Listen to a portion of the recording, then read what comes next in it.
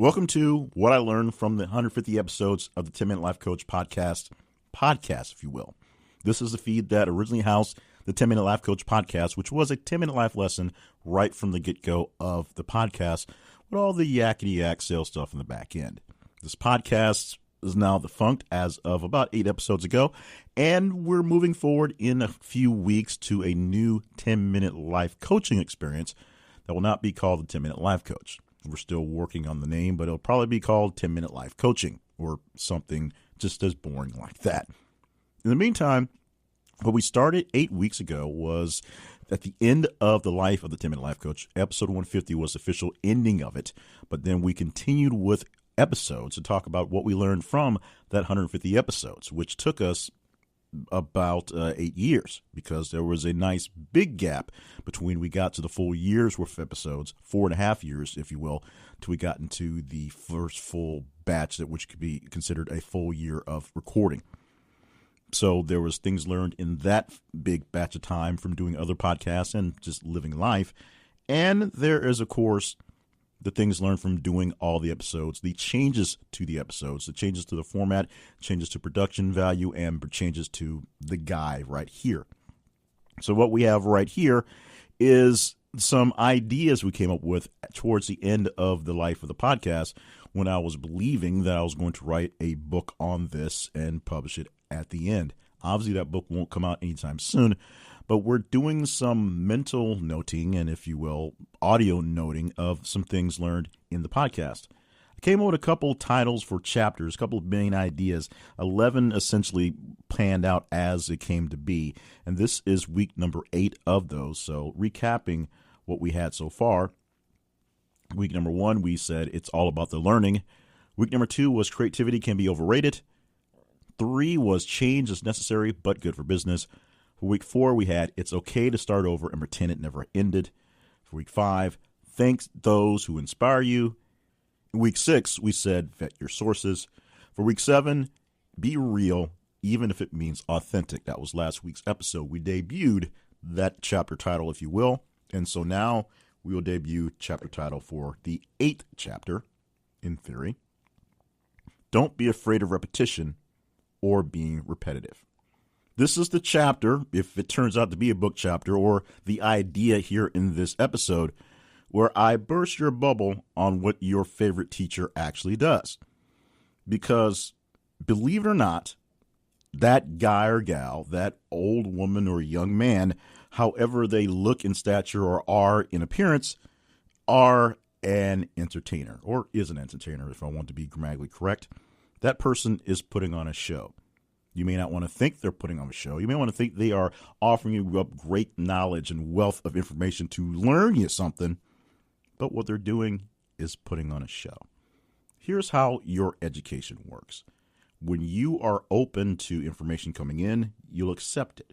When you accept it, you'll take it in, and you'll go over it over and over again until it literally implants into your head, into your brain, as something you can pull up and recall. That's how history works. You study some piece of history over and over again, and you recall bits and pieces of it. And at some point, recalling one piece will recall something else, and it pulls it up as if you're going to a library and looking for different pieces, and each one gives you another piece of the puzzle to pull it for the next part. That's how information or learning information works.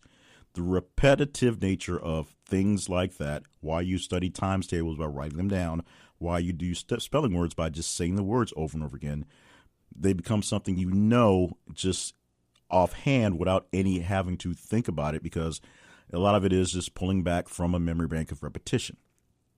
Your teachers are doing the same things your favorite artists are doing, your favorite singers and actors are doing.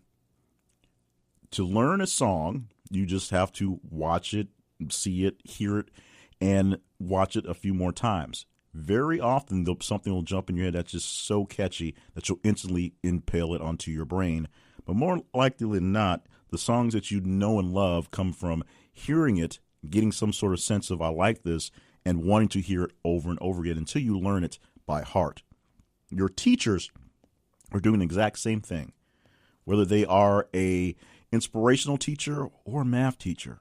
They're basically going over drills over and over again with whatever it is they are trying to teach to get it into your head and to imprint it on your head and to imprint the thought process of that good thing along with hopefully that teacher, so that when you want more good things, just like Pavlov's dog, you will, the bell rings when you hear that great quote. You want to go back to that teacher and get more from that teacher. So repetition is not a bad thing. Don't be afraid of repeating the same things over and over again, because that's how you actually learn them, from repetition. And as a performer, i.e. life coach, i.e. personal development instructor, I had to learn to not be afraid to say the same things over and over again. Because one would think if you say the same things over and over again, they would get boring, and sometimes they do. But when you actually dig deep and look and listen and watch the big performers doing the big thing, what you're normally seeing are variations of a similar theme. It's not like you have a Taylor Swift album and you play your favorite song over and over and over again until everyone else gets sick of it, but you just can't because you love it. And then you hear a concert version of it and you get a copy of that, which sounds similar, almost the same, but they do a little extra something. They may mix something in there. You may hear kind of yak out with the crowd. And then you hear some sort of variant version, like they played around in the studio. Somebody will remix it and some DJ will put some different track behind it, and you get into that one. Those are all variations of the same thing. But at some point, you'll go back to falling in love with the original version that you love, which, oddly enough, is probably a third or fourth version they worked out in practice to figure out how it was going on the album. Same thing happens with basically every single motivational speaker and teacher you've seen out there. Let me use the prime example that is hot at the moment as we record this, is Mel Robbins.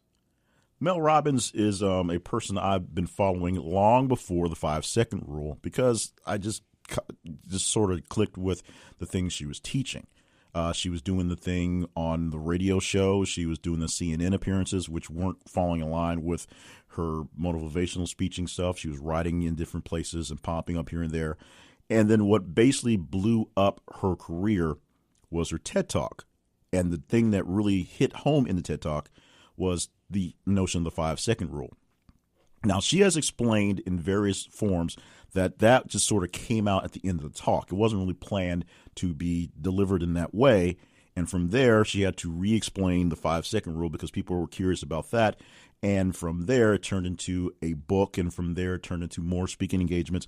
And her speaking world literally blew up and just went nuclear, and it's all over the place. But one little thing, which gets repeated by her in many different ways to many different audiences, to many different places, has turned to a megaphone of an idea. A very simple idea, something that she still refers to as a dumb idea in newer interviews, gets repeated, and for people who hadn't heard it before, they latch onto it. And for people who are veterans of the idea and of her following her, it's the same hit being played over and over again. Every time you hear Thriller being played on the radio, you stop and pause for 10 seconds and think, do I have time to listen to this? And if you do, you'll listen to it. If you don't, you'll probably still listen to it. That's just how it works with things like that. My big thing is, oddly enough, November Rain by Guns N' Roses. I don't know why. When that song hits the radio, it's on. Everything is just lit up at that point for that one odd song.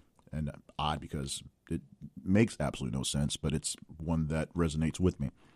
So, back to Mel Robbins and actually speaking on topic.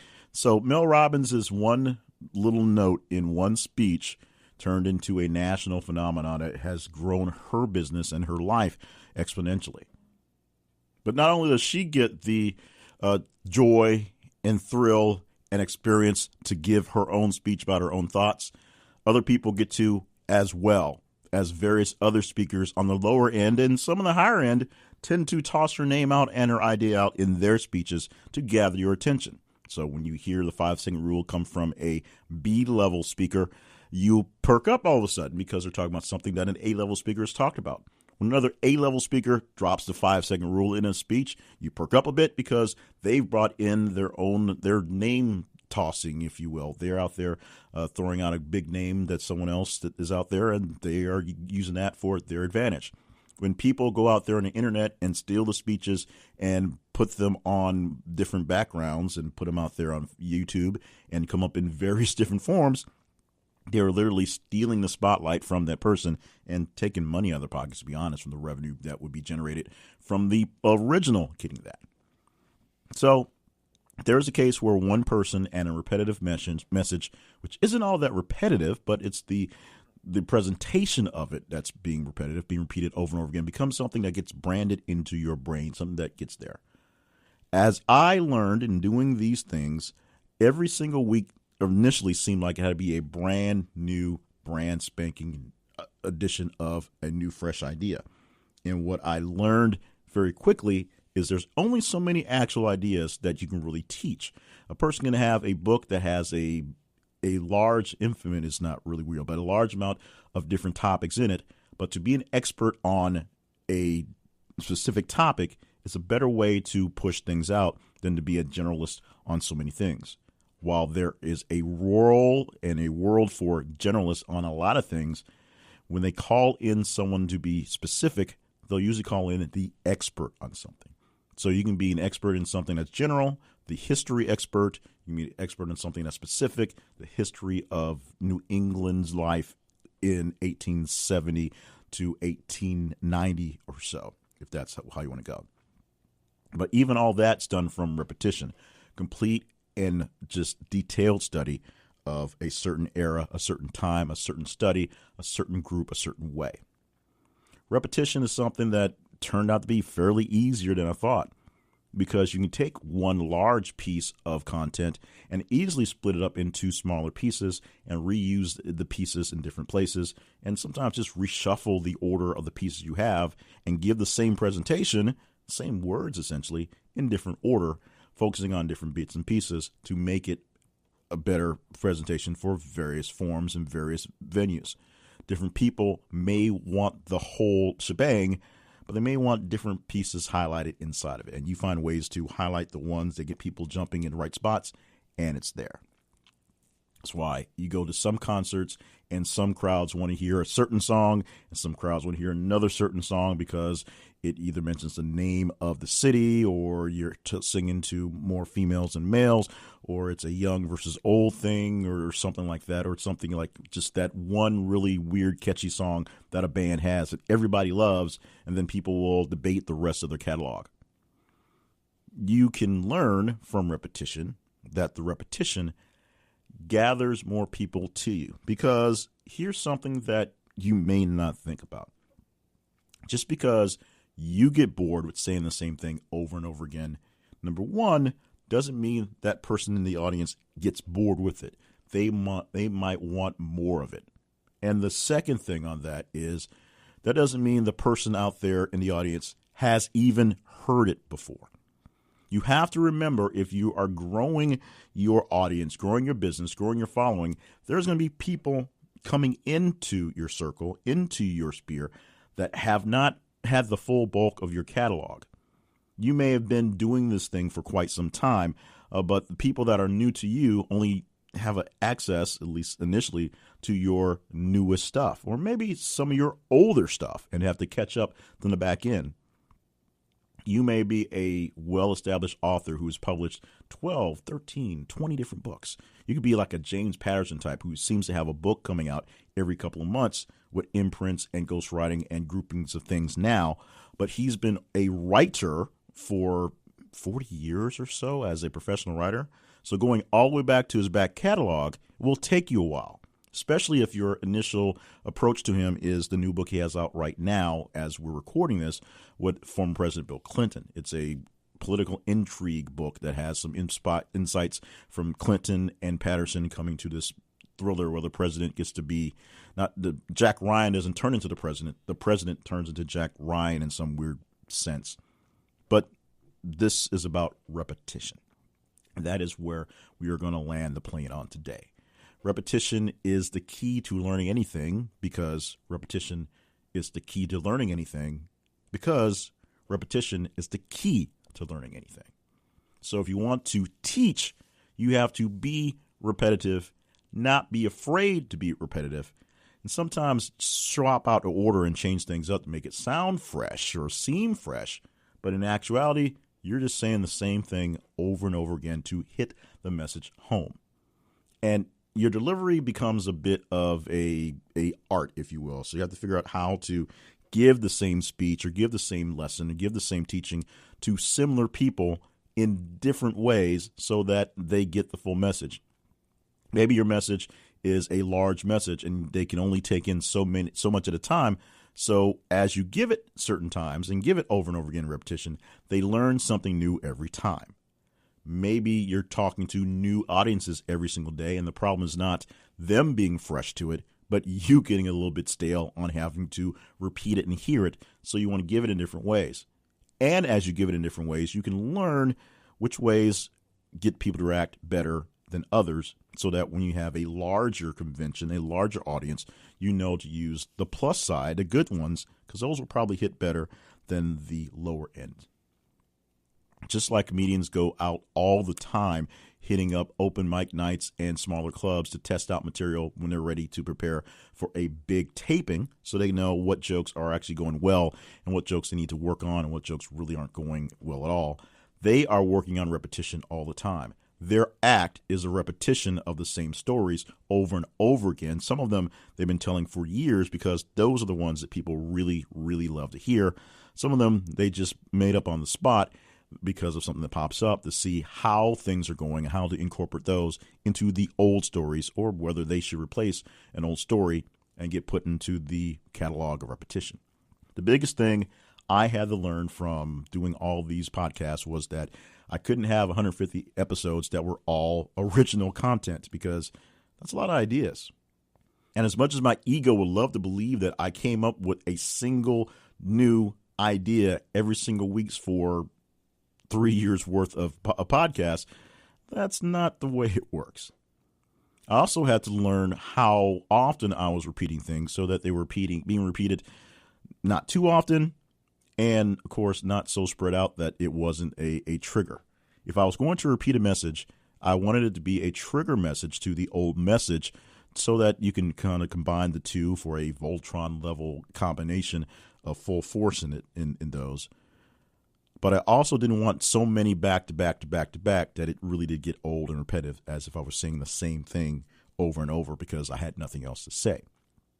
So the repetition of reminding people about the lesson you taught them before and how this lesson will help build on that or help reinforce that or remind you to remember that thing is a great thing to have. But remember, don't be afraid of what you're repeating, what's going on, how things are interacting. Because repetition is the way people learn. And in closing, remember, don't forget, repetition is the way people learn. And that's why you can't be afraid of it, either repetition itself or being repetitive in the process. Because, as I've been said repeatedly and over repeatedly, repetition is the way people learn. So don't be afraid of repetition or being repetitive. At this point, I'm going to stop being repetitive and end the episode, in the lesson as it will, and talk to you a bit about some of the future ideas for this feed, not this particular podcast. So this is technically, if not a second life, a third, maybe fourth life with the lessons for 150 episodes. Coming up, by the time we run out of lessons, which should be 3 lessons from now, we have 11 listed, and this is number 8. We will have a new 10-minute podcast or 10-minute lesson podcast, which will hopefully run less than 15 minutes every week, which will give you the 10-minute lesson off the bat, and then whatever. I guess it's essentially the same style of podcast, the same more or less notion, which means I can repeat a lot of the ideas I had in the podcast. However, we're not going to repeat the name. I will no longer be called the 10-Minute Life Coach. We just need to let something go. We let the name go. We thought we let the podcast go, and then found out that people like the information and like the format And so while we are blowing through the ideas we learned from doing that, we're also revamping a lot of the things we're doing to make it work again. So oddly enough, I'll probably even use the same music we were using when I brought music back for the podcast coming up in a few weeks, because I like the music, unless I find something that's more non-10-minute life coachy. But this is still a 10-minute life lesson. I think it will work well. I just have to obviously rewrite the open, make sure everything fits. So that is that. So in a few weeks, we'll have a new life lesson podcast that should have a 10-minute life lesson at the beginning of it. On the same feed. We'll work on new cover art, maybe new names, whatever, but everything is still more or less as it is. So technically we're cheating, and technically we're not. We're going to call it a pivot and not so much a restart, as we had in the lesson from a few weeks ago where we said it's okay to start over and pretend it never happened or never ended. Never happened, same difference. That's coming up in a bit. If you have some ideas on what we should do, your input is always awesome. Send it to me via email right now, jclevelandpayne@gmail.com, the 10-Minute Life Coach 10-Minute Life Coach website address. We're going to let's really let that go. We're going to let it die. It's going to be done. We're going to archive what we have somewhere, and we're just going to be done with the whole brand because it brings up ideas of past thoughts that we wanted to do that just didn't work out well. We will rebuild our community in some sort, renamed. We'll have to figure a name out first, but we'll rename it. We'll rebuild it somewhere so there will be the camaraderie that we had before. We just won't be trying to force the effort of having this thing, as we said, pay for itself. We're going to let the art be the art, if you will, for a while and see if it can take care of itself later. And with that, we're going to go ahead and say later to today's recording. Thank you so much for listening to the podcast, even though this is obviously not a 10-minute podcast. And thank you for listening through so many of the lessons you've learned. If you've not heard them all, go back 8 episodes and you'll hear all 8 episodes. The time length has varied in each of them, this one being one of the longer ones.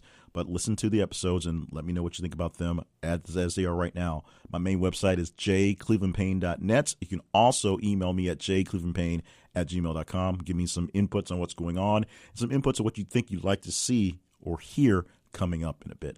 Plenty of other great projects going on. In fact, getting rid of that podcast has brought in the idea of consolidating, doing a lot of stuff. The biggest thing we're doing is we're putting all personal development under the Your Better You brand. So although we're having some website issues at the moment recording this, something about trying to fix our contract with our hosting lost us a hosting.